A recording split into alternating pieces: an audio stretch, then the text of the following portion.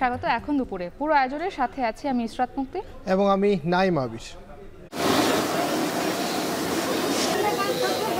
প্রত্যাশিতভাবে আমরা পাইনি 45,000-46,000 কিনি, এবছর কিন্তু 2-4,000 কম হচ্ছে। এবারে যদি বাকি দিতে হয় তাহলে আমরা আগামীতে আর চামড়া কিনতে পারবো না, কারণ অনেক টাকায় আমাদের ট্যানারিতে বাকি পড়ে আছে। 700 টাকাতে কিনে এই যে 200 টাকা দাম করছে, চামড়াটা সব চামড়া থেকে চলে গেছে, বিক্রি হয়নি।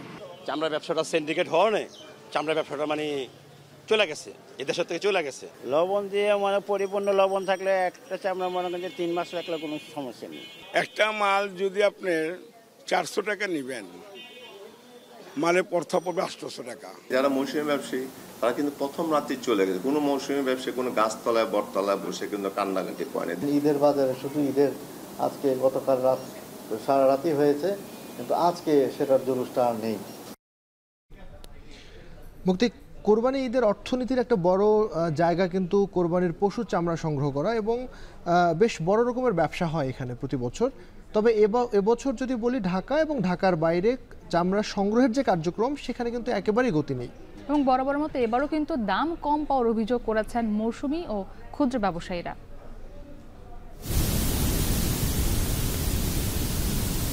কোরবানির চামড়াটা সংগ্রহ এবং এটা সংরক্ষণের যে কাজটা করতেছি শেষ সময়টুকুতে।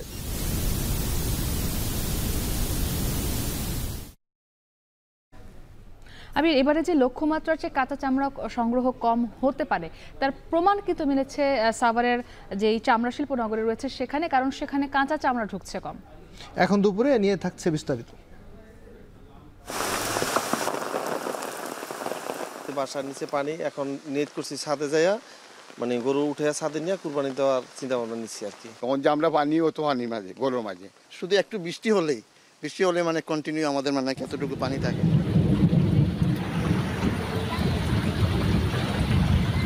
ঘরের ভিতরে পানি ঢুকার কারণে গরু আর থাকার পরিবেশ নাই, ওখানে আশ্রয় কেন্দ্রে যেতেছি।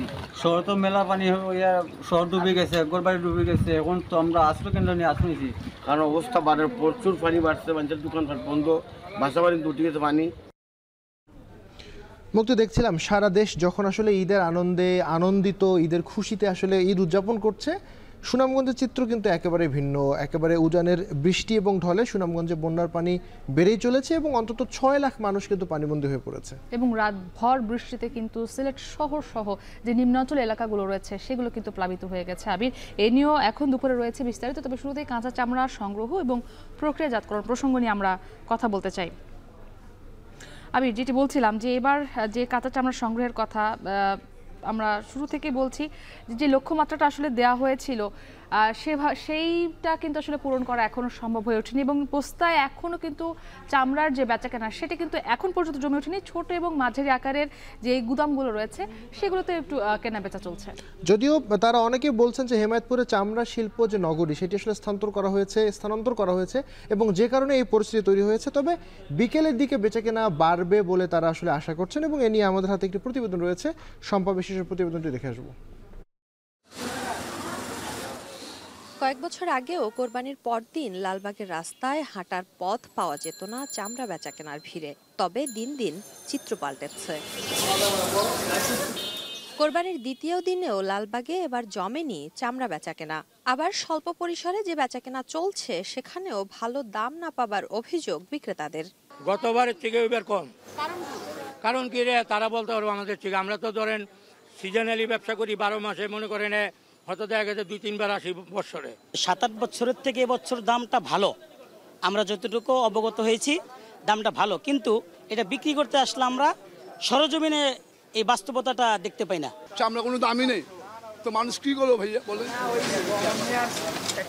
এবার ঢাকায় সরকার নির্ধারিত গরুর চামড়ার দাম প্রতি বর্গফুট 55 থেকে 60 টাকা, আর ঢাকার বাইরে প্রতি বর্গফুটের মূল্য নির্ধারণ করা হয়েছে 50 থেকে 55 টাকা। এছাড়া ঢাকায় খাসির চামড়ার দাম নির্ধারণ করা হয়েছে 20 থেকে 25 টাকা। তবে এই দামে চামড়া কিনছেন না ক্ষুদ্র ব্যবসায়ীরা। লবণের দাম বৃদ্ধি এবং প্রক্রিয়াজাত খরচ বৃদ্ধির অজুহাত দিচ্ছেন তারা। একটা মাল যদি আপনি 400 টাকা নেবেন, মানে পড়তে পড়বে 800 টাকা, লেবার খরচ, লবণ খরচ সম্পূর্ণ নিয়ে। যেটা বড় আছে ফ্রেশ, ওটা আপনি ধরেন 700, 800, 900 1000 আর যেগুলো বাদ ওগুলো আপনি মনে হয় 100 150। চামড়া ব্যবসাটা সিন্ডিকেট হওয়ার নেই, চামড়া ব্যবসাটা মানে চলে গেছে, এই দেশের থেকে চলে গেছে। এদিকে এবার একদিনে 1.5 লাখ পিস চামড়া কেনার কথা জানিয়েছে Bangladesh hide and skin merchants association. পাশাপাশি এবার চামড়ার সরবরাহ কম বলেও জানিয়েছে তারা। কোনো মৌসুমী ব্যবসায়ী কোনো গাছতলায় বটতলায় বসে কিন্তু কান্নাকাটি করে না। 2-1 হয়তো আপনাদের সাথে করতে পারে, বেশিরভাগই তারা কিন্তু প্রথম রাতে ক্লিয়ার হয়ে যায়, তারা টাকা পয়সা নিয়ে চলে যায়। মৌসুমী ব্যবসায়ীরা না থাকলে কিন্তু চামড়া সব নষ্ট হয়ে যাবে। আমাদের তো প্রকৃত লোক বলে এত নাই, তারাই তো মেন।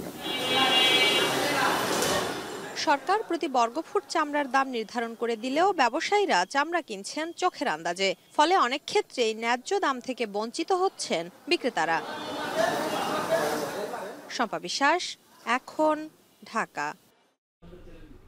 মুক্তা, আমরা শুরুতে যেটি বলছিলাম যে কোরবানির পশুর চামড়া যে সংগ্রহ করবার যে মানে পরিমাণ, সেটি আসলে গতি কম, এবং এই বিষয়ে আমরা আরো বিস্তারিত জানতে চাই। আজ যেহেতু দ্বিতীয় দিন, পোস্তায় রয়েছেন আমাদের সহকর্মী শম্পা বিশ্বাস, এবং এরপরে আমাদের সাথে যুক্ত হবেন সাভার থেকে সিউল আহমেদ। প্রথমেই পোস্তায় যাচ্ছি শম্পা, আপনার কাছে।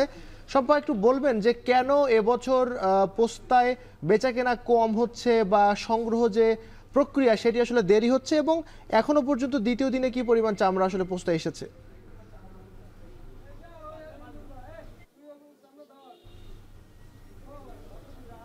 এবছর ঢাকার বাইরে থেকে যেসব চামড়া আসার কথা সেটি আগে থেকেই বারণ করা হয়েছে, যার ফলে ঢাকার বাইরে থেকে চামড়া মোটামুটি ঢুকছে না বলা চলে। যদিও কাল রাতে 20 থেকে 30টি ট্রাক চামড়া নিয়ে ঢাকায় ঢুকেছিল বলে জানিয়েছে পোস্তার যেসব চামড়া ব্যবসায়ী আছেন তারা, এবং সেই চামড়াগুলো পরে আর ফেরত পাঠানো হয়নি। যেহেতু ভুল করে হলেও তারা এসে পড়েছে, সেজন্য সেই চামড়াগুলো রেখে দেয়া হয়েছে। যদিও সরকার থেকে বলা হয়েছে যে ঢাকার বাইরের চামড়াগুলো ঢাকার বাইরেই লবণজাত করা হবে এবং প্রক্রিয়াজাত করা হবে, আর ঢাকার চামড়াগুলোই শুধুমাত্র ঢাকার মধ্যে লবণ দেয়া হবে।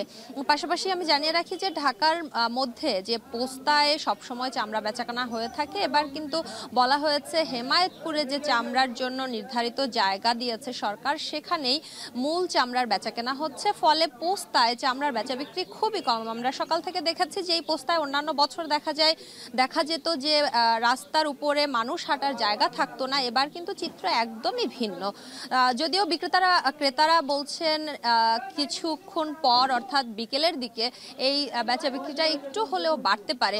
আমরা বেশ কিছু বিক্রেতার সঙ্গে কথা বলেছি, তারা বলেছেন যে কাঙ্ক্ষিত দাম তারা পাচ্ছেন না। এর কারণ হিসেবে বলছেন যে যারা ক্রেতা আছেন তারা বলছেন সরকার নির্ধারিত চামড়া লবণ দেওয়ার পরেই দাম নির্ধারণ করা হয়েছে, কিন্তু তারা যে চামড়াটি কিনছেন সেটি আসলে লবণ দেয়া না, অর্থাৎ কাঁচা চামড়া, যার কারণে এই চামড়ার দাম কম। যদিও যে বড় বা মাঝারি আকারের গরুর চামড়াটির দাম হওয়ার কথা 1000 থেকে 1500 টাকা, আমরা দেখেছি সেই চামড়া কোনো ক্ষেত্রে মাত্র 200 থেকে 300 টাকায় বিক্রি করতে হচ্ছে বিক্রেতাকে, এবং তারা একরকম হতাশ হয়ে ফিরে যাচ্ছেন। তারা বলছেন যে তারা দেখছেন অন্যান্য বারের থেকে এইবারে চামড়ার দাম ভালো, কিন্তু সেই দামটি তারা পাচ্ছেন না, যার ফলে যারা মধ্যস্বত্বভোগী আছেন তারাই এই দামটি লুফে নিচ্ছেন এবং এক ধরনের বঞ্চিত হচ্ছেন যারা ছোট ছোট ব্যবসায়ী আছে বা যারা এসে এই আড়তদারদের কাছে চামড়াগুলো বিক্রি করছে, তারা আসলে বঞ্চিত হচ্ছে। এবং জানিয়ে রাখি, চামড়ার দাম কমের পেছনে একটি কারণ ক্রেতারা বলছেন, সেটি হচ্ছে লবণের দাম বেড়ে গেছে। তারা বলছেন যে চামড়া যদি লবণ দেয়া থাকতো তাহলে এখন যে দামে তারা চামড়া কিনছেন তার থেকে মোটামুটি 200 থেকে 400 টাকা বেশিতে চামড়া কিনতেন। যেহেতু লবণ দেয়া না, তাদেরকে লবণ নিজ উদ্যোগে দিতে হচ্ছে, ফলে তাদেরকে সেই চামড়ার পেছনে প্রায় 400 টাকা মতো অতিরিক্ত খরচ করতে হচ্ছে। এটি ক্রেতাদের দাবি। যদিও বিক্রেতারা বলছেন যে তারা কাঁচা চামড়াই সরকার নির্ধারিত যে দাম তার থেকে নিশ্চয়ই কাঁচা চামড়া তারা কমে বিক্রি করবেন, সেটি এত বেশি কম হওয়ার কথা নয়। যেখানে দাম হওয়ার কথা 1000 টাকা, সেখানে কোনোভাবেই 200 টাকা এই চামড়ার দাম হওয়ার কথা নয়, এমনটাই আমাদেরকে জানিয়েছেন বিক্রেতারা। এই ছিল আমার কাছে রাজধানীর পোস্তা থেকে চামড়া বেচা বিক্রির সবশেষ খবর। এবার আমরা সাভারের সিউল আপনার কাছ থেকে জানতে চাই যে আজ তো দ্বিতীয় দিনও রাজধানী সহ দেশের বিভিন্ন জায়গায় কোরবানি হচ্ছে, সারাদিন ব্যাপী হবে। এখন পর্যন্ত কি পরিমাণ চামড়া সাভারে এসেছে?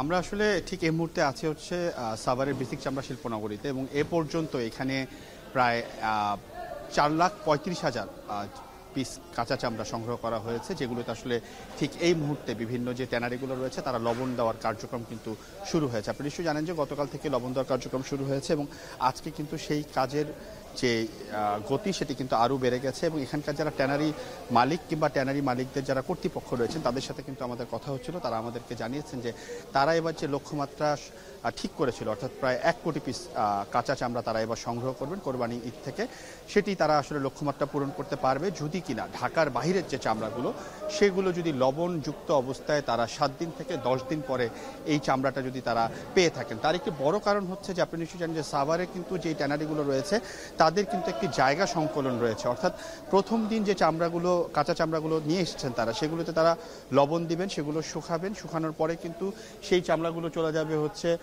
ওয়েট ব্লুতে এবং ওয়েট ব্লুতে যখন চামড়াগুলো চলে যাবে তখন কিন্তু জায়গাটা ফাঁকা হবে। সুতরাং তারপরে যখন চামড়াগুলো আসতে থাকবে তখন কিন্তু তাদের জন্য এই চামড়া সংগ্রহ এবং সংরক্ষণের জন্য কিন্তু একটি বড় ধরনের সুবিধা হবে।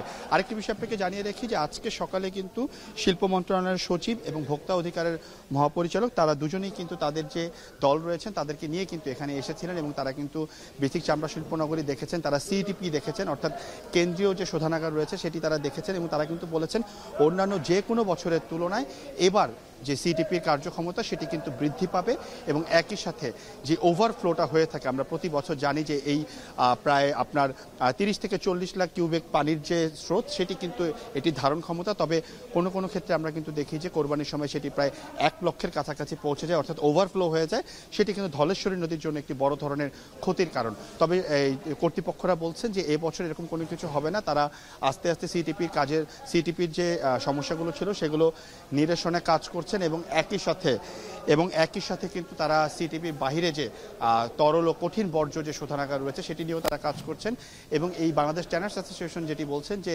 এবছর যদি সবকিছু ঠিকঠাক থাকে, চামড়াগুলো যদি কম নষ্ট হয় এবং মৌসুমী ব্যবসায়ীদের কাছ থেকে যদি তারা চামড়াগুলো সঠিকভাবে পেয়ে থাকেন এবং ঢাকার বাইরে চামড়াগুলো যদি আসে তাহলে কিন্তু এই চামড়া সংগ্রহের যে লক্ষ্যমাত্রা 1 কোটি পিস সেটি কিন্তু সম্ভব এবং তার মাধ্যমে কিন্তু বৈদেশিক মুদ্রাও যে লক্ষ্যমাত্রা আমাদের রয়েছে সেটিও অর্জন করা সম্ভব। এই ছিল আমার কাছে সাভারের বেসিক চামড়া শিল্পনগরী থেকে সর্বশেষ তথ্য। আবির, আমরা দেখছিলাম আমাদের সহকর্মীরা যুক্ত ছিলেন যে এখনও কিন্তু চামড়া আসছেন এবং সেই চামড়াগুলো সংরক্ষণে ব্যবসায়ীরা ব্যস্ত সময় পার করছেন এবং যদি বলি যে বেশিরভাগ জায়গায় কিন্তু রাতভরে বিভিন্ন প্রক্রিয়ার মাধ্যমে কিন্তু কোরবানির পশুর চামড়াগুলো সংরক্ষণের যে প্রক্রিয়া সেগুলো শুরু হয়ে গেছে এবং যেগুলো এখনও বাকি আছে ব্যবসায়ীরা চেষ্টা করছেন খুব দ্রুত সময়ের মধ্যেও সেই চামড়াগুলো সংরক্ষণ করার জন্য। তবে যেটি হয়েছে এবারে যে চামড়া সংরক্ষণের বা সংগ্রহের যে লক্ষ্যমাত্রাটি আসলে নির্ধারণ করা হয়েছিল এখন পর্যন্ত কিন্তু সেই লক্ষ্যমাত্রা পূরণ করা সম্ভব হয়নি, গতি অনেক কম। লক্ষ্যমাত্রার পাশাপাশি আরেকটি বিষয় সেটি হলো যে মানে প্রতি বছরই আমরা এটি অবশ্য দেখি যে যারা ক্ষুদ্র ব্যবসায়ী এবং মৌসুমী ব্যবসায়ী তাদের কিন্তু অভিযোগ ন্যায্য দাম না পাবার, আবার একই সাথে বৃষ্টির বাগড়ায় কিন্তু ময়মনসিংহে এই চামড়া সংরক্ষণ কার্যক্রম আসলে করতে গিয়ে বেগ পেতে হচ্ছে। এ নিয়ে আমাদের হাতে একটি প্রতিবেদন রয়েছে, শামীমা রহমান শাম্মীর প্রতিবেদনটি দেখে আসবো। চট্টগ্রামের আতুরার ডিপো ঈদের দ্বিতীয় দিনেও হয়েছে চামড়া বেচা কেনা। এবারে 3.5 লাখ পিস চামড়া সংগ্রহের লক্ষ্য নির্ধারণ হলেও মঙ্গলবার পর্যন্ত সংগ্রহ হয়েছে 2 লাখ পিস, যার মধ্যে 90% চামড়া সংগ্রহ করা হয়েছে লবণ দিয়ে। আড়তদাররা বলছেন অনেকের আর্থিক সামর্থ্য কমায় কোরবানি কমেছে, তাই লক্ষ্য পূরণ নিয়ে তৈরি হয়েছে শঙ্কা। সরকার আমাদের যে রেট বেঁধে দিয়েছে ওই রেট অনুযায়ী যদি আমরা বিক্রি করতে পারি তাহলে আমরা একটা আশা করতে পারি, আর যদি ট্যানারিওয়ালা যদি এর সাইডে যদি কম কিনে কম দাম দেয় তাহলে তো আমরা পথে বসে যাবো। দক্ষিণ পশ্চিমাঞ্চলের বড় চামড়ার মোকাম যশোরের রাজারহাট, যেখানে এরই মধ্যে চামড়া আসতে শুরু করেছে দেশের বিভিন্ন জেলা থেকে। ঢাকার বাহিরে প্রতি বর্গফুট লবণযুক্ত চামড়ার দাম নির্ধারণ করা হয়েছে 50 থেকে 55 টাকা। তবে রাজারহাটে ফুট হিসেবে চামড়া কিনছেন না ব্যবসায়ীরা, বিক্রি হচ্ছে পিস হিসেবে। গরুর চামড়া বিক্রি হচ্ছে 200 থেকে 1000 টাকা আর ছাগলের চামড়া বিক্রি হচ্ছে 5 থেকে 20 টাকায়। মৌসুমি ফরিয়াদের অভিযোগ সিন্ডিকেটের কারণে দাম পড়ে গেছে চামড়ার। তবে ব্যবসায়ীরা বলছেন লবণ ও শ্রমিকের মজুরি বেড়ে যাওয়া এবং ট্যানারি মালিকরা বকেয়া পরিশোধ না করায় পর্যাপ্ত চামড়া কিনতে পারছেন না তারা। পাঠে আইন এত বেচা কেনা নেই, ধরেন এই যে 700 টাকাতে কিনে এই যে 200 টাকা দাম করছে। 40 টাকা কিনেছি, 30 টাকা লবণ টবণ দিয়ে যে চামড়া মনে করেন আছে 1000-1200 টাকা কিনে আনতেছে, সে চামড়া বিক্রি হচ্ছে তোমার 800 টাকা 900 টাকা। বিগত 3-4 বছর ধরে ট্যানারি মালিকরা সঠিকভাবে আমাদেরকে পেমেন্ট দেয় না, এমন অনেক ট্যানারি থেকে আমরা টাকা পয়সা সঠিকভাবে পাইনি। এদিকে ঈদের দ্বিতীয় দিনেও কাঁচা চামড়া এসেছে দেশের দ্বিতীয় বৃহত্তম চামড়ার মোকাম নাটোরের চক বৈদ্যনাথের আড়তগুলোতে, যা সংগ্রহে ব্যস্ত সময় পার করছেন শ্রমিকরা। তবে লবণ দেয়া চামড়া আসতে সময় লাগবে আরও সপ্তাহখানেক। এছাড়া প্রথম দিনে বিভিন্ন জেলার মৌসুমি ব্যবসায়ী ও মাদ্রাসাগুলো থেকে সব মিলিয়ে সংগ্রহ হয়েছে 70 থেকে 80 হাজার পিস চামড়া। আগামী সপ্তাহে 2.5 থেকে 3 লাখ পিস চামড়া সংগ্রহ হবে বলছেন ব্যবসায়ীরা। এতে বাণিজ্য হবে 20 থেকে 22 কোটি টাকার। গতবারের তুলনায় এবার গুণগত মানের দিক দিয়ে চামড়ার খুবই ভালো, আর মোটামুটি 15-20 হাজার খাসি বকরির চামড়া আমদানি হয়েছে। 950, 1000, 1100 টাকা আড়িয়ার মালটা বিক্রি হয়েছে। তারপরে আপনার হলো দোয়াশলা মালটা 450 থেকে 800 টাকা পর্যন্ত বেচা কিনা হয়েছে। এদিকে ময়মনসিংহের সবচেয়ে বড় শম্ভুগঞ্জ হাটে এবার সংগ্রহ হয়েছে 70 থেকে 80 হাজার পিস চামড়া। তবে সেই চামড়া কিনে সংকটে পড়েছেন আড়তদাররা। চামড়া কেনার পর সোমবার রাত থেকে লবণ দিয়ে সংগ্রহের কাজ শুরু করলেও সকাল থেকে মুষলধারে বৃষ্টিতে বেকায়দায় আড়তদাররা। লবণ দিয়ে স্তূপ করে রাখা চামড়ার নিচে ঢুকছে পানি। দিশেহারা আড়তদাররা নানাভাবে তার রক্ষার চেষ্টা করলেও চামড়া নষ্টের শঙ্কা তৈরি হয়েছে। সকালবেলা বৃষ্টি নামছে, এই লবণ লাগাতে পারতেছি না বৃষ্টির জন্য। বৃষ্টি পড়তেছে, বৃষ্টি কালার নষ্ট হয়ে যাবো, ড্যামেজ হয়ে যাবে। বৃষ্টি বাদলের লেগে উপরে দেওয়া পানি পড়তেছে, নিচে দেওয়া পানি। আমরা চামড়া নিয়ে খুব বিপদে আছি, খুব কষ্টে আছি। এবার কোরবানির এই ঈদে প্রায় 10 কোটি টাকার চামড়া বেচাকেনা হয়েছে বগুড়ায়, যার মধ্যে গরুর চামড়া 60 থেকে 70 হাজার। তবে সীমিত পরিসরে সংগ্রহ হয়েছে ছাগলের চামড়া। এইবারে যদি বাকি দিতে হয় তাহলে আমরা আগামীতে আর চামড়া কিনতে পারবো না। আজ 7 বছর হচ্ছে 25 লাখ পাই, এক জায়গায় 7 লাখ টাকা পাই। শামীমা রহমান শাম্মী, এখন। মুক্তি, চামড়া সংগ্রহে আরও বিস্তারিত আমরা জানতে চাই। কিছুক্ষণ আগে আমরা ঢাকার খবর জানছিলাম, এবার ঢাকার বাইরে একটু যেতে চাই। প্রথমে যাচ্ছি চট্টগ্রামে, সেখানে রয়েছেন শোয়েব রহমান, এবং এরপরে আমরা যাচ্ছি অমিত হাসান, যিনি রয়েছেন বরিশালে। প্রথমে শোয়েব, আপনার কাছে আসতে চাই। আমরা ঢাকায় দেখছিলাম যে চামড়া সংগ্রহের যে কার্যক্রমে গতি, সেটি কিন্তু বেশ খানিকটা কম, এবং লক্ষ্যমাত্রা পূরণ হওয়া নিয়েও শঙ্কা রয়েছে। চট্টগ্রামের খবর কি একই রকম কিনা? যদি একই রকম হয়ে থাকে তাহলে কেন চামড়া আসলে সংগ্রহ কম হচ্ছে সেটি একটু জানাবেন। আবির, চট্টগ্রামের কথা যদি বলি, সেই ক্ষেত্রে আমরা গতকাল কোরবানি হওয়ার পর থেকে আজ দুপুর পর্যন্ত চট্টগ্রামে চামড়া সংগ্রহ হয়েছে 2 লাখ পিস, এবং চট্টগ্রামে চামড়া সংগ্রহের লক্ষ্যমাত্রা নির্ধারণ করা হয়েছিল 3.5 লক্ষ পিস। এবং এখন পর্যন্ত আড়তগুলোর যে অবস্থা, যে পরিমাণ চামড়া এসেছিল, সেই চামড়াগুলোতে লবণ দিয়ে প্রক্রিয়াজাতকরণের যে কার্যক্রম, সেটি কিন্তু শেষ। তবে আজকেও কিছু পশু কোরবানি হচ্ছে, সেই চামড়াগুলো এখনও আড়তে আসছে, সেটির সংখ্যা খুবই কম। সেই চামড়াগুলোতে লবণ দেওয়ার কার্যক্রম হয়তো বা কিছুক্ষণ পরে, অর্থাৎ সারা দিনের চামড়া যখন আসা শুরু হবে, বিকেলের পর হয়তো সেই অল্প কিছু চামড়ায় লবণজাত করার কার্যক্রম শুরু হবে। এবং চামড়ার লক্ষ্যমাত্রা পূরণ না হওয়ার অন্যতম কারণ হিসেবে যেটি বলা হচ্ছে, জীবনযাত্রার ব্যয় বৃদ্ধির কারণে কোরবানির দাতার সংখ্যা ঠিক থাকলেও কোরবানিকৃত পশুর সংখ্যা কিন্তু কমেছে।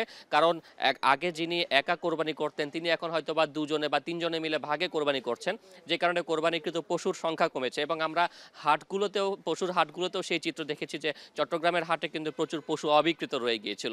সেই জায়গা থেকে ধারণা করা হচ্ছে যে পশু এবার কোরবানি কম হয়েছে, এবং কোরবানি কম হওয়ার কারণেই মূলত চামড়ার সংগ্রহের যে লক্ষ্যমাত্রা, সেই লক্ষ্যমাত্রা পূরণ সম্ভব হয়নি। এবং চট্টগ্রামে যে পরিমাণ চামড়া সংগ্রহ হয়েছে, তার মধ্যে বেশিরভাগ চামড়া কেনা হয়েছে গড়ে 350 থেকে 400 টাকা দামে।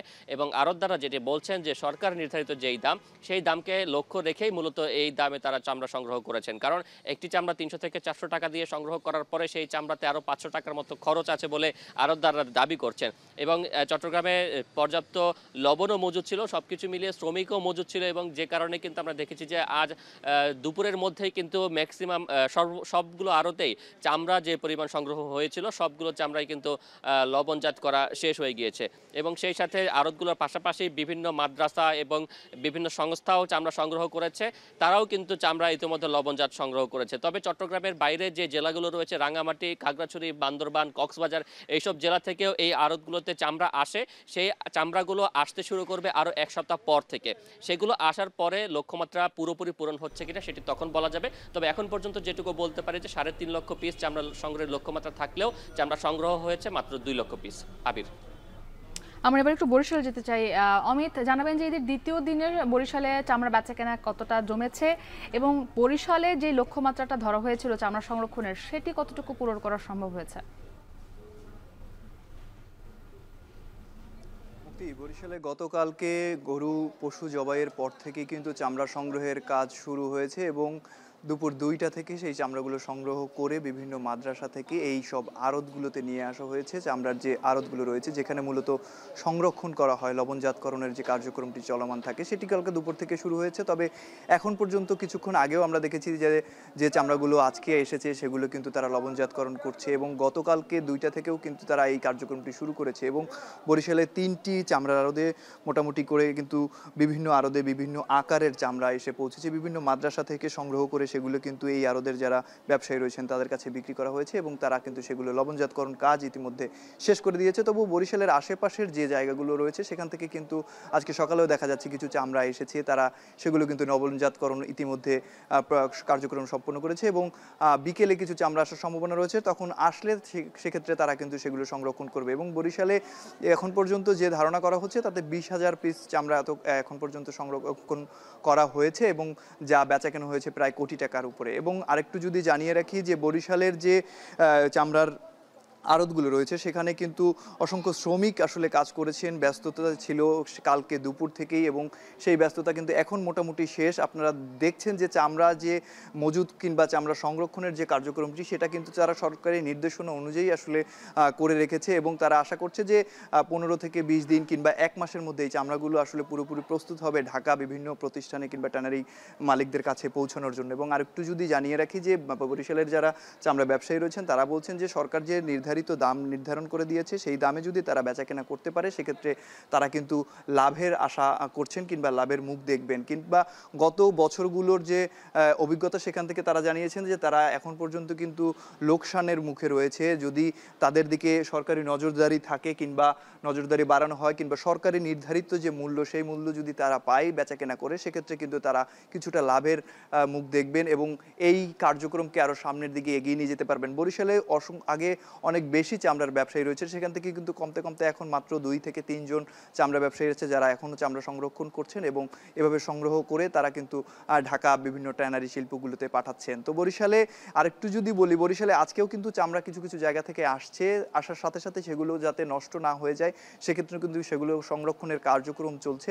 এবং আর একটু জানিয়ে রাখি যে বরিশালে এবার কিন্তু গতবারের তুলনায় বেশি চামড়া সংগ্রহ করা হয়েছে এবং গতবার যে পশু কোরবানি হয়েছিল তার থেকে পশুর চাহিদাও এবার বরিশালে বেশি ছিল, যার কারণে যারা এখানকার শ্রমিক রয়েছে কিংবা ব্যবসায়ী রয়েছেন তারা বলছেন যে গত বছরের তুলনায় এবছর চামড়া সংগ্রহের পরিমাণও বেশি। তো বরিশালে চামড়া সংরক্ষণের এই ছিল আমার কাছে সর্বশেষ। মুক্তি, বরিশাল এবং চট্টগ্রাম থেকে জানছিলাম চামড়া সংগ্রহের সবশেষ খবর।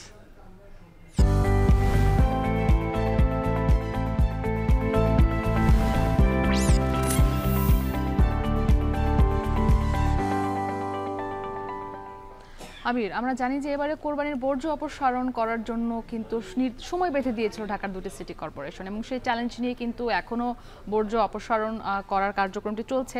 প্রধান সড়কের বর্জ্যগুলো অপসারণ করা হয়ে গেলে কিন্তু অলিগলিতে এখন পর্যন্ত কোরবানির বর্জ্য রয়ে গেছে, সেগুলো এখনও হয়তো পরিচ্ছন্নতার কার্যক্রম চলছে এবং আমরা জানি যে আজ দ্বিতীয় দিনেও কিন্তু অনেকেই আজ কোরবানি দেন।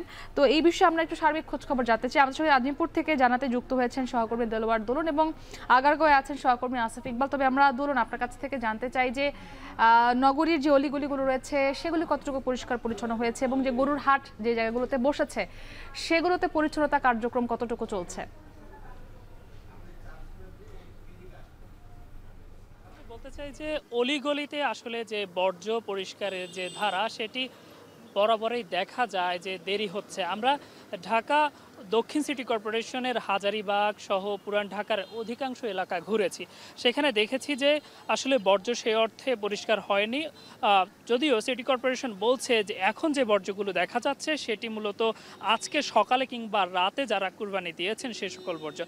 অন্যদিকে জানিয়ে রাখতে চাই যে ঢাকা দক্ষিণ সিটি কর্পোরেশন এলাকায় এবছর 11টি স্থায়ী এবং অস্থায়ী পশুর হাট বসেছে। যদিও সিটি কর্পোরেশন গতকালই বলেছিল যে অধিকাংশ হাটের এরই মধ্যে যে পরিষ্কার করার কথা সেটি শেষ হয়েছে। যদিও আমরা এসে ভিন্ন চিত্র দেখছি। আমরা এই মুহূর্তে যে হাটটি দেখতে পাচ্ছেন এটি মূলত হাজারীবাগের যে বেড়িবাঁধ অংশে যে অংশটি সেখানকার দৃশ্য আমরা দেখছি। এখানে বর্জ্য অপসারণ প্রক্রিয়া বলা যেতে পারে মাত্র শুরু হয়েছে। অন্যদিকে আমরা আরও কয়েকটি হাট ঘুরেছি, সেখানে অনেক হাটে আমরা দেখেছি বর্জ্য সেই অর্থে পরিষ্কার হয়নি। অন্যদিকে যারা এই স্থানগুলোতে ব্যবসা করেন, বিভিন্ন যাতায়াত করেন, তারা বলছেন যে যদি কোনো প্রকার বৃষ্টি কিংবা যদি দেরি করছে যে কারণে সেটি যে ভোগান্তি সেটি আরও বাড়াবে। আপনারা জানতে চেয়েছিলেন যে ঢাকা দক্ষিণ সিটি কর্পোরেশন এলাকায় ওয়ার্ডগুলোর অবস্থা কি। আমি বিশেষ করে পুরান ঢাকা এলাকায় যেমনটা দেখেছি সেখানে বর্জ্যের সবচেয়ে বেশি উপস্থিতি। অর্থাৎ এক্ষেত্রে নগরবাসী বলছেন, এলাকার বাসিন্দারা বলছেন যদি বর্জ্যগুলো দ্রুত সময়ের মধ্যে অপসারণ করা না হয় তাহলে একদিকে যেমন এলাকা দূষণ সহ মশার বিস্তৃতি বাড়বে, অন্যদিকে ভোগান্তি আরও বাড়বে বলে তারা জানিয়েছেন। এই ছিল পুরান ঢাকার এলাকা থেকে আমার কাছে সবশেষ। এবার আমরা যাচ্ছি আসিফ ইকবালের কাছে, তিনি রয়েছেন আগারগাঁওতে। আসিফ, জানাবেন যে প্রথম দিনের পরে দ্বিতীয় দিনও তো অনেকেই কোরবানি দিয়ে থাকেন, যারা দ্বিতীয় দিনে কোরবানি দিচ্ছেন তাদের আসলে মানে বর্জ্য যে অপসারণ নতুন করে তৈরি হচ্ছে যে বর্জ্য, সেই বর্জ্য অপসারণে সিটি কর্পোরেশন কী ধরনের উদ্যোগ নিচ্ছে এবং প্রথম দিন যারা কোরবানি দিয়েছেন সেই বর্জ্যগুলোর সবশেষ পরিস্থিতি কী?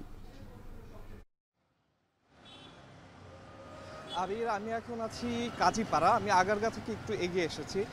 তো বর্জ্য ব্যবস্থাপনা নিয়ে যেটি বলছিলেন যে কোরবানির প্রথম দিন বর্জ্য ব্যবস্থাপনা নিয়ে সিটি কর্পোরেশন বলেছিল যে তারা 6 ঘন্টার মধ্যেই আসলে সমস্ত বর্জ্য তারা অপসারণ করবেন। সেক্ষেত্রে আমরা আজকে উত্তর সিটি কর্পোরেশনের প্রধান বর্জ্য ব্যবস্থাপকের সাথে কথা বলেছি একটু আগে। তিনি বললেন যে উত্তর সিটি কর্পোরেশনের যে বড় বড় যে মানে বৃহৎ পরিসরের যে বর্জ্যগুলো আছে সেগুলো তারা মোটামুটি অপসারণ করতে পারলেও গলিতে যে কিছু বর্জ্য রয়ে গেছে সেটি তিনি কিন্তু স্বীকার করেছেন।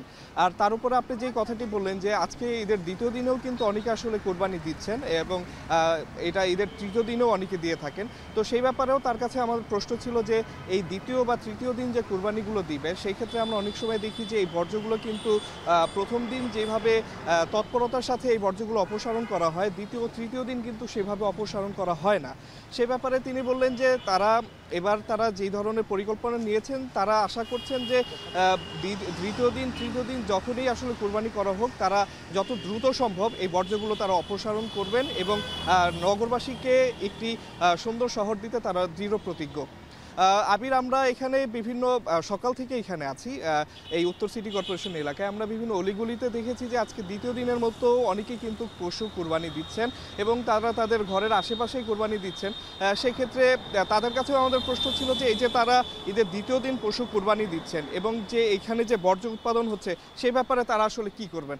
তো সেক্ষেত্রে যারা কোরবানি দিয়েছেন দ্বিতীয় দিন তারা বলছেন যে তারা সিটি কর্পোরেশনের নির্ধারিত জায়গায় পশুর যে বর্জ্যগুলো আছে সেগুলো তারা রাখবেন এবং সিটি কর্পোরেশন বাকি যা করার সেটি সিটি কর্পোরেশন করবে বলেও তারা আসলে আশাবাদ ব্যক্ত করেছেন। তো এই ছিল আমার কাছে বর্জ্য অপসারণ নিয়ে সর্বশেষ।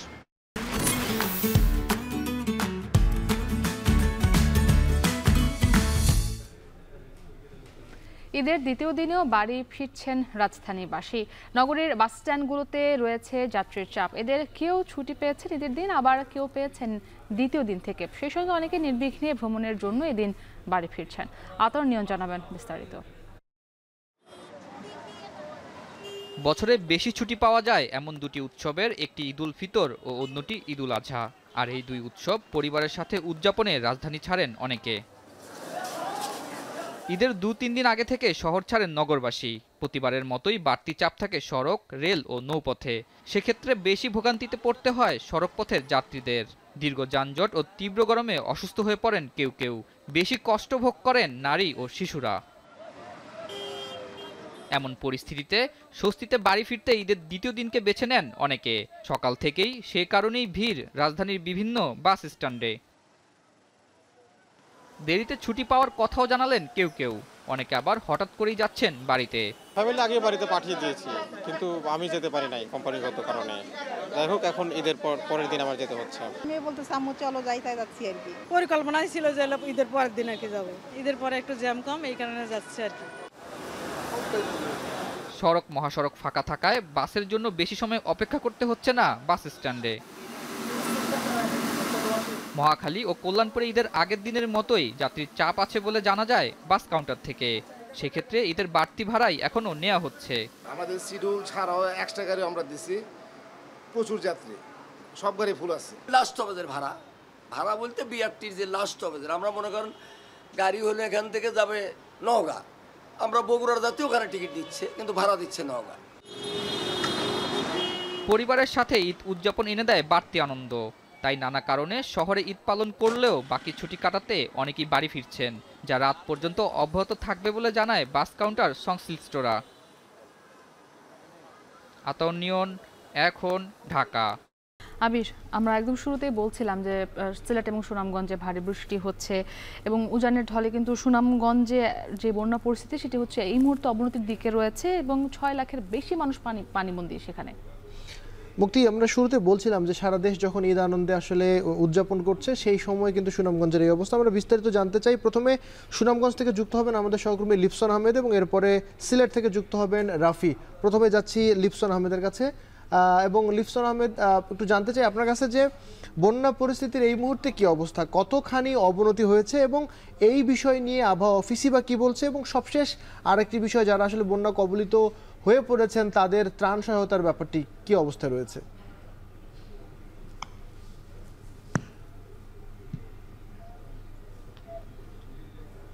শুরুতেই যদি বলি যে গত কয়েকদিন ধরেই কিন্তু সুনামগঞ্জে টানা বৃষ্টিপাত অব্যাহত রয়েছে। সেই সাথে কিন্তু ভারতের যে চেরাপুঞ্জি, সেখানে বৃষ্টিপাতের কারণে কিন্তু উজানের যে পাহাড়ি ঢল, সেই ঢলের ফলে কিন্তু সুনামগঞ্জের যে নদ নদী, সেই নদ নদীর পানি কিন্তু বিপদসীমার উপর দিয়ে প্রবাহিত হচ্ছে। যার ফলে যদি বলি সুনামগঞ্জে পৌর শহর সহ যে অন্যান্য যে উপজেলাগুলো রয়েছে, সেই উপজেলাগুলো কিন্তু ইতিমধ্যে পানিবন্দী হয়ে পড়ছে। বিশেষ করে আপনি যেটি বলেছেন যে আবহাওয়া অফিস জেলা প্রশাসনের পক্ষ থেকে কি ধরনের সহায়তা দেওয়া হচ্ছে, বিশেষ করে যদি বলি জেলা প্রশাসন কিছুক্ষণ আগে কিন্তু দুর্যোগ ব্যবস্থাপনা কমিটি একটি সভা করেছে। সেই সভা থেকে সিদ্ধান্ত তারা যেটি জানিয়েছেন যে ইতিমধ্যে কিন্তু পুরো জেলায় 516টি আশ্রয় কেন্দ্র খোলা হয়েছে। সেই সাথে যে নিম্নাঞ্চলগুলোতে যে মানুষগুলো পানিবন্দী হয়ে পড়েছেন, সেই মানুষগুলোকে তারা উদ্ধারের জন্য কিন্তু ইতিমধ্যে নৌকা কিংবা অন্যান্য যে বাহন রয়েছে সেগুলো তারা নিশ্চিত করেছেন। সেই সাথে যদি বলি ইতিমধ্যে কিন্তু সুনামগঞ্জ শহরের সাথে কিন্তু দরাবাজার উপজেলার কিন্তু সরাসরি সড়ক পথে যোগাযোগ বিচ্ছিন্ন হয়ে রয়েছে। আমরা যদি বলি যে এই যে পৌর শহরের উত্তর আরপিনগর থেকে শুরু করে উকিলপাড়া কিংবা মধ্যবাজার প্রত্যেকটি এলাকা আসলে পানি উঠে যাওয়া, কিন্তু এই শহরগুলোতে আসলে যানবাহন চলাচল ইতিমধ্যে বন্ধ হয়ে পড়েছে। যার ফলে কিন্তু এখানকার মানুষরা চরম দুর্ভোগে পড়েছেন, এমনকি তারা পায়ে হেঁটেই কিন্তু আসলে তাদের যে গন্তব্যস্থান, সেই গন্তব্যস্থানে যাচ্ছেন। পাশাপাশি এই সুনামগঞ্জ সদর উপজেলার ইব্রাহিমপুরে কিন্তু কিছুক্ষণ আগে দলের পানিতে একটি দোকানে প্রবেশ করলে সেই দোকানে বৈদ্যুতিক শর্টে কিন্তু একজন যুবক নিহত হওয়ার খবরও পাওয়া গেছে। তো সব মিলিয়ে বলা যায় যে সময় যত যাচ্ছে সুনামগঞ্জে যে নদ নদীর পানি কিন্তু শহরে প্রবেশ করছে, সেই সাথে যে নিম্নাঞ্চলগুলো রয়েছে সেই নিম্নাঞ্চলের যে দুর্ভোগ সেটাও কিন্তু আসলে বেড়েই চলেছে। তো এই ছিল সুনামগঞ্জের বন্যা পরিস্থিতি আমার কাছে সর্বশেষ।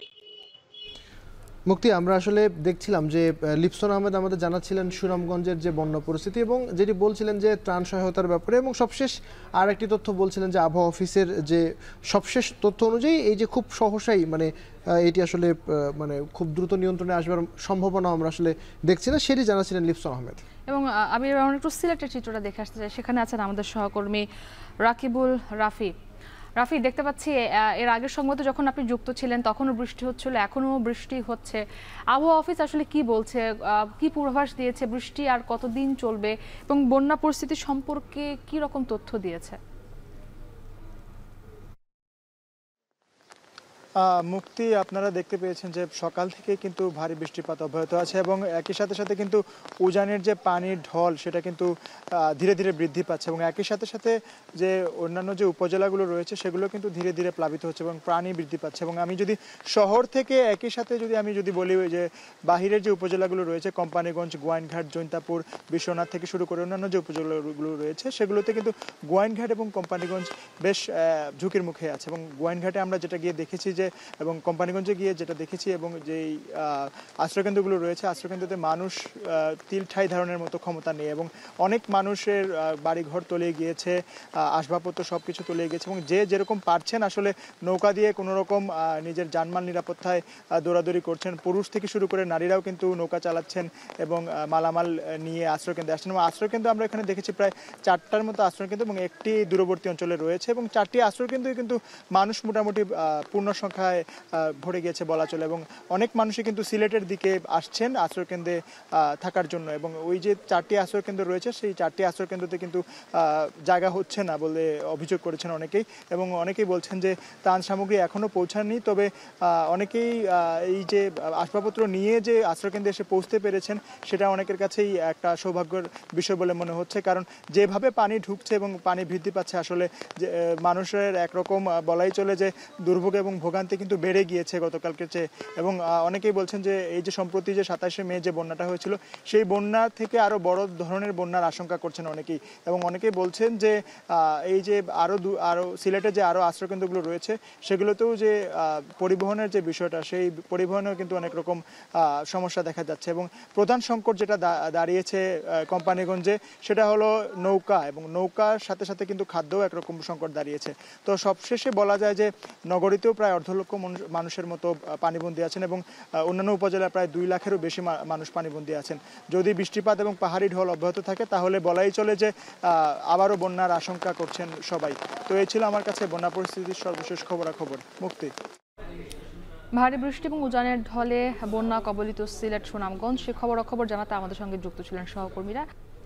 মুক্তি, ঈদের দিন এবং ঈদের পর দিন, ঈদের দিনে তো বিভিন্ন রকমের কাজ থাকে, সুতরাং ঈদের পর দিন ঘোরার জন্য একটা ভালো উপযুক্ত দিন এবং সেই খবর আমরা জানতে চাই রাজধানীর যে চিড়িয়াখানা এবং আশুলিয়া ওয়াটার কিংডম থেকে আমাদের দুজন সহকর্মী যুক্ত হবেন। প্রথমেই যুক্ত হচ্ছেন শাহিনুল ইসলাম সাগর এবং এরপরে যুক্ত হবেন সুমাইয়া রাত্রি। তবে রাত্রিকে দিয়ে শুরু করতে চাই যে ওয়াটার কিংডমের পরিস্থিতি কেমন দেখছেন, কি পরিমাণ মানুষজন এখানে এসছেন, কেমন ভিড় এবং তারা কেমন উপভোগ করছেন এই সময়গুলো?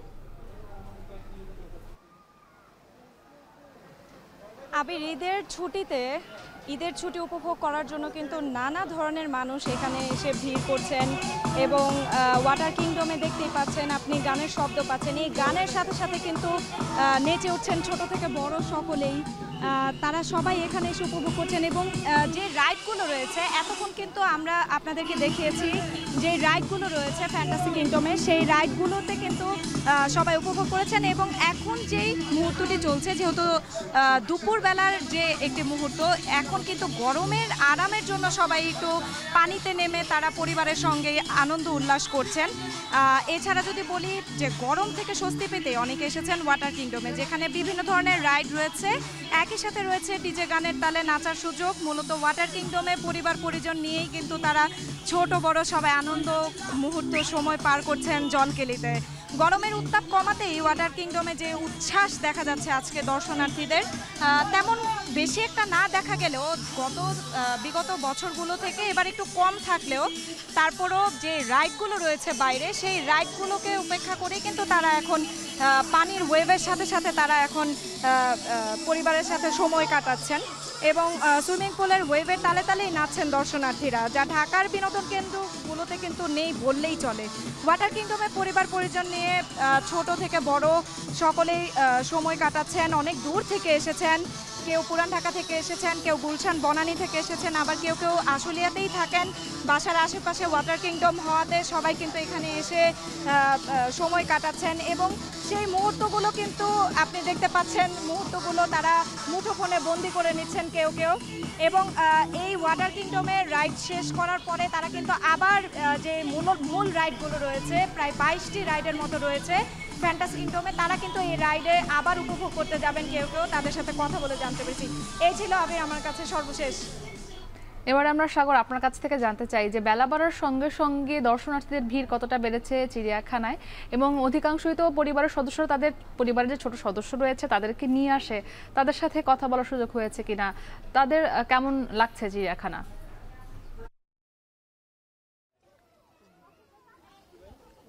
মুক্তি, আমি মিরপুর অবস্থিত যে জাতীয় চিড়িয়াখানা আছে সেখানে সকাল 9টা থেকেই অবস্থান করছি। এখানে আসার পর থেকে মানুষের দফায় দফায় প্রবেশ করতে দেখেছি, যাদের দেখা হয়ে গেছে তারা আবার প্রস্থান করছেন সেটাও দৃশ্য দেখেছি।